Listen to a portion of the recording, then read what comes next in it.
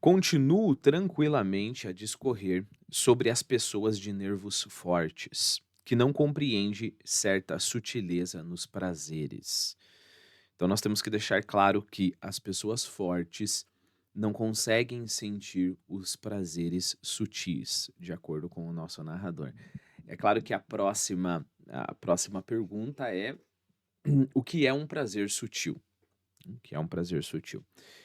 Eh, E não é só responder essa pergunta, então você pode falar assim: "O prazer sutil é um bom vinho", né, porque 97% das pessoas que tomam vinho não conseguem distinguir o prazer sutil de um vinho. Não funciona ir para esse lado. Por quê? Porque o prazer sutil aqui é o prazer de um homem que não é normal, um homem que não é de consciência, né, de consciência regular. Ele é um homem de consciência hipertrofiada, ele é um homem, como o nosso narrador disse antes, de retorta, né? Ou seja, ele é um homem feito em laboratório, né? Ele é o homem de pensamento nesse sentido. Então há um determinado tipo de prazer, prazer que o homem saudável não tem acesso, que é exclusivo deste homem de pensamento, que também é, não esqueçamos, embora o nosso narrador ele não mantenha um rigor intelectual, lembre, o narrador não é Dostoiévski que não mantém, isso seria uma outra conversa. Embora o nosso narrador não mantenha um rigor, nós podemos tentar achar algum rigor aqui. Então, este homem que, segundo ele mesmo, é um rato, é um camundongo, é um homem que não consegue fazer nada, perceba, isso é importante, é um homem que não consegue fazer nada, ele tem acesso a determinados tipos de prazeres que o homem normal não tem acesso, né. Uma outra possibilidade de tentar descobrir que tipo de prazer é esse, é o prazer, libertino, né. Mas mesmo assim, bom, você vai há de convir comigo que você não precisa de um grande intelectual, no sentido dado ao livro, grande homem de pensamento, ou seja, um rato medíocre. Ah, talvez medíocre a gente não deva colocar a palavra, mas um rato desprezível, porque medíocre implica mediano, né. Então, um prazer que um rato, né, desprezível, um homem de pensamento tem acesso e um homem normal e saudável não. Então acho que eu perdi a linha de raciocínio, mas você há de convir comigo que o prazer sexual certamente é aproveitado pelo homem, de ação. O prazer da comida, o prazer da bebida, tudo isso é apresentado pelo homem de ação. Mas nós tenhamos talvez uma boa pista se a gente pensar o que acontece com o homem refinado, o homem dos prazeres sutis. Hum, Onde que este homem chega quando ele quer, por exemplo, ter prazer sexual? Isso é importante. Um homem de ação, nós não estamos falando aqui de moral, ok? Se vai para um lado ou para o outro, se é casado ou não é casado, mas um homem de ação, o que que ele vai fazer? Ele vai, se ele tem muita energia sexual, tudo bem, ele vai ter várias parceiras sexuais. Ótimo. Como um animal, né? Como, sei lá, o pessoal fala que os porcos, eu acho, sei lá, um coelho, né? O cara vai fazer 7 vezes por dia. Um intelectual, um homem de pensamento, ele vai refinar. E qual que é o refinamento? É Marquês de Sade. É, existe um filme horrível, horrível de se assistir, a qualidade cinematográfica dele é uma outra história, mas chamado Soló, 120 dias de Gomorra, algo assim. Mas o que que o Marquês de Sade vai fazer? Você vai tentando refinar os seus prazeres até você desembocar necessariamente na perversão. Então, aí o cara vai ter tortura, vai ter masoquismo, vai ter sadismo, né?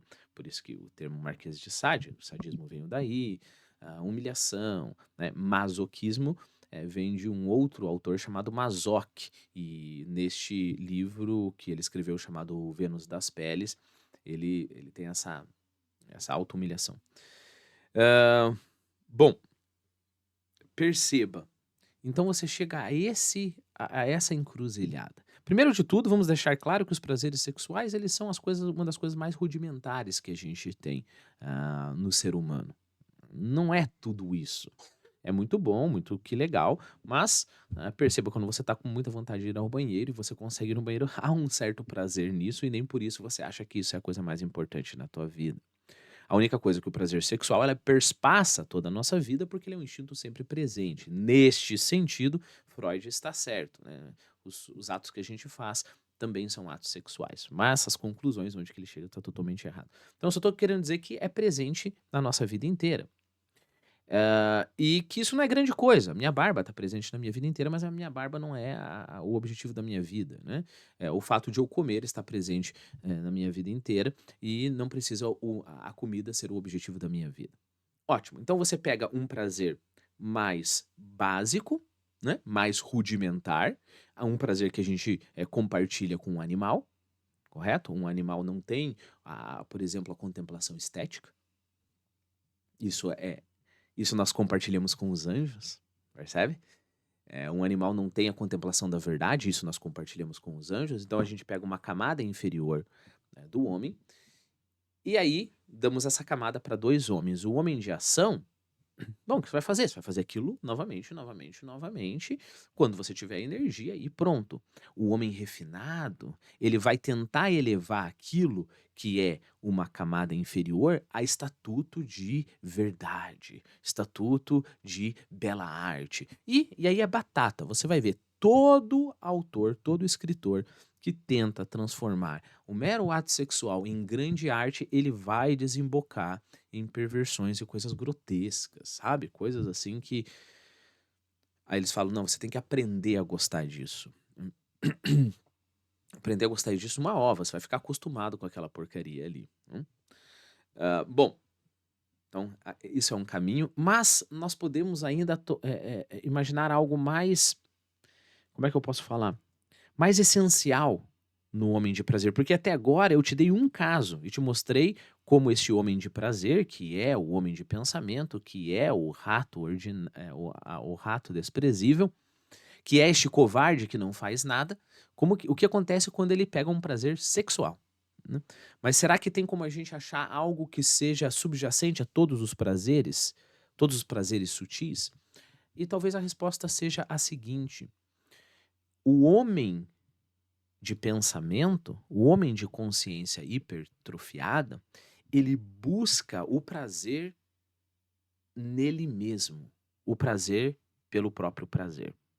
Repare, numa pessoa saudável, ou seja, na verdade, o prazer ele é atrelado a alguma coisa. Felicidade também é assim. A felicidade é aquilo que vem como um efeito colateral.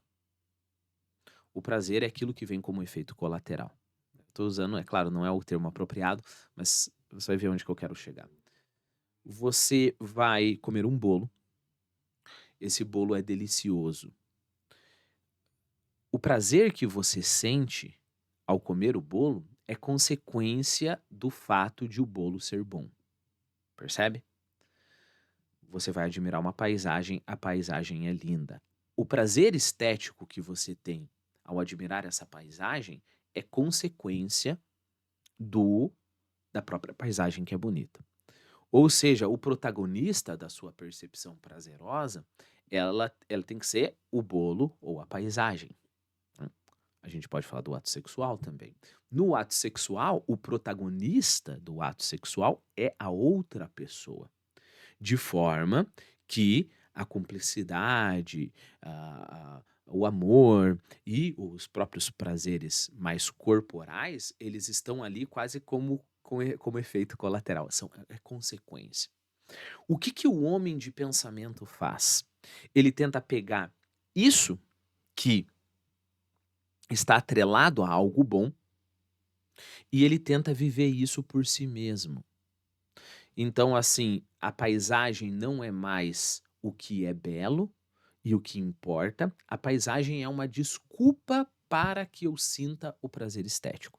Parece que é a mesma coisa, mas as consequências são desastrosas de você pensar desse modo. Quer ver? Vamos analisar os outros exemplos, a coisa vai ficando mais interessante. Ah, o bolo, ele não é importante nele mesmo, mas o prazer, sei lá, o prazer que eu sinto degustando o bolo. E agora a coisa fica mais clara ainda, o meu parceiro sexual não é importante. O importante é o prazer que este parceiro sexual vai me proporcionar.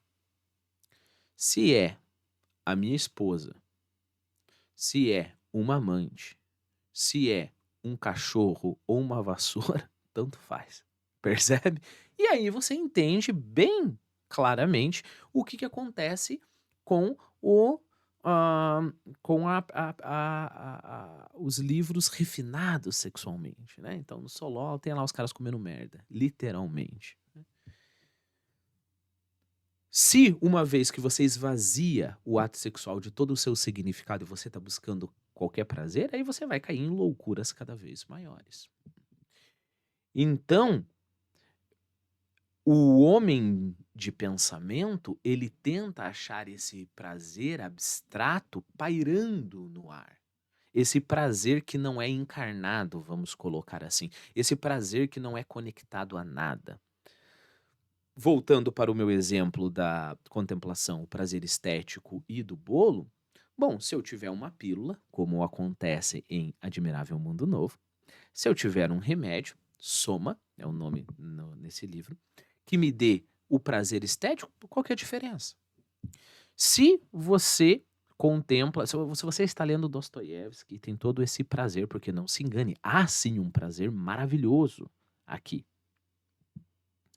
Mas se você está lendo Dostoiévski, então há um prazer maravilhoso, porque Dostoiévski é aqui. Dostoiévski é forte, é bom, é belo. E aí, disso emana um prazer quando você está lendo. Mas você não pensa no prazer, você pensa no Dostoiévski. E aí o prazer vem como consequência.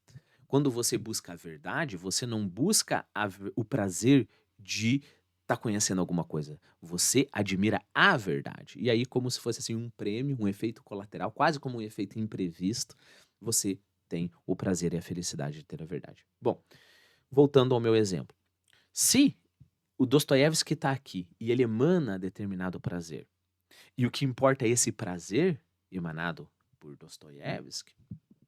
Se uma droga, por exemplo, consegue me dar esse prazer, maravilha.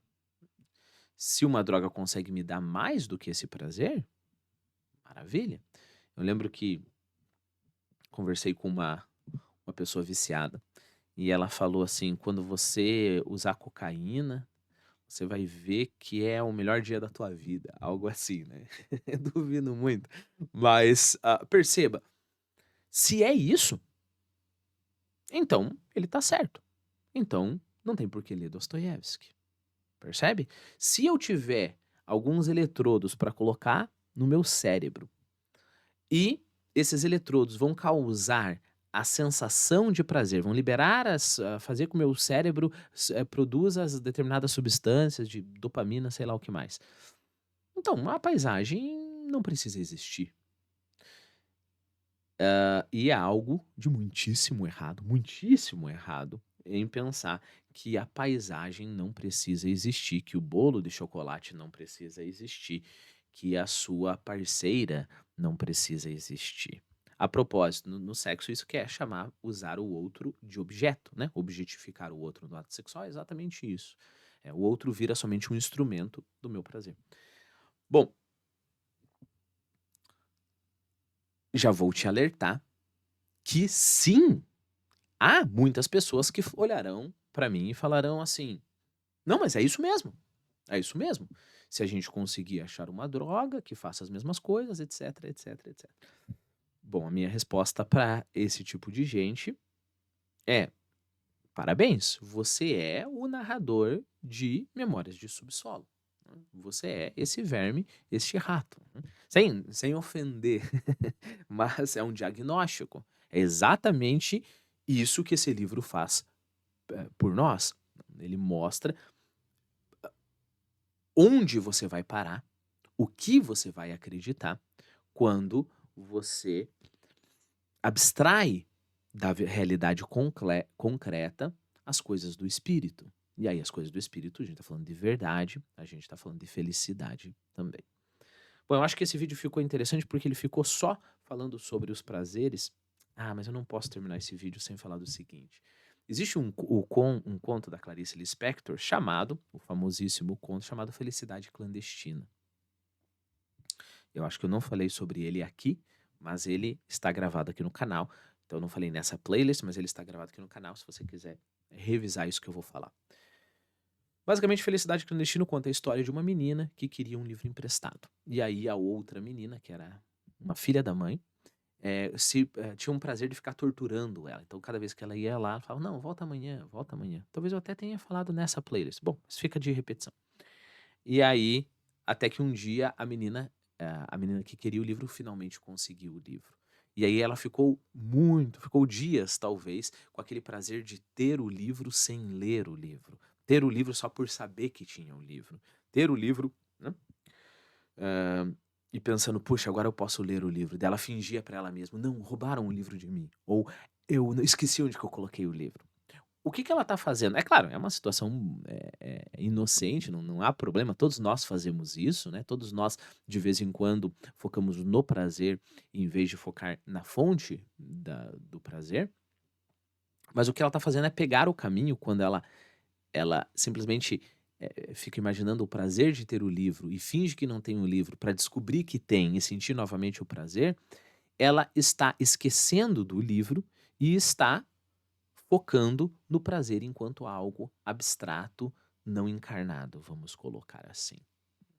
De sorte que ela poderia, no conto era um livro do Monteiro Lobato, mas poderia ser um livro do Monteiro Lobato, poderia ser um livro sei lá, podia ser o Senhor dos Anéis, poderia até ser Paulo Coelho, né? Até ser Harry Potter, que ela sentiria o mesmo prazer, percebeu? Já que eu estou falando de exemplos, eu vou voltar para o meu exemplo da comida.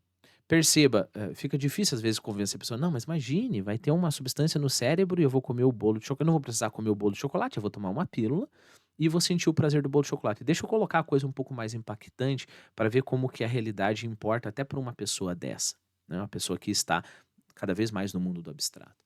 Então vamos imaginar uma situação diferente. Não é que você vai tomar uma pílula para nutrir, e aí no teu cérebro vai ter um eletrodo ali para te dar a sensação de prazer. Vamos imaginar que você vai comer bosta. Desculpe o meu francês, mas é importante a gente fazer esse tipo de exemplo extremo. Só que esse eletrodo, ou sei lá o que no teu cérebro, ele vai controlar a coisa de forma, aí não se preocupe, não vai fazer mal para tua saúde, mas ele vai controlar de forma que você vai sentir um gosto de um maravilhoso bolo de chocolate. Algo de muito errado, alguma parte de nós que pensa, não, isso não está certo, né? Bom, eu poderia fazer esse mesmo exemplo extremo pensando no ato sexual, por exemplo, sei lá, com um cadáver. Se bem que, para quem vai por essa via de perversão, de abstração, vou chamar abstração aqui, né? Porque a perversão parece simplesmente que eu estou julgando moralmente.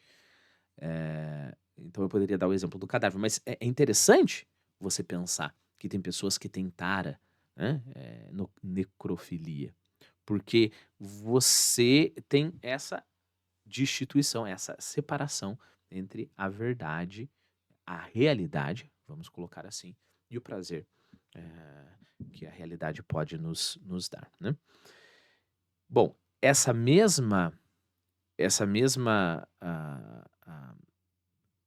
ideia do prazer enquanto o prazer em si mesmo e não conectado com algo, você vai ter em diversos contos da Clarice Lispector. Se for para eu listar todos eles aqui, esse vídeo vai ficar com... Era para esse vídeo ter 15 minutos, vai ficar com meia hora. Mas no próximo vídeo a gente continua a leitura. Esse vídeo, então, fica especificamente sobre os prazeres do homem de pensamento.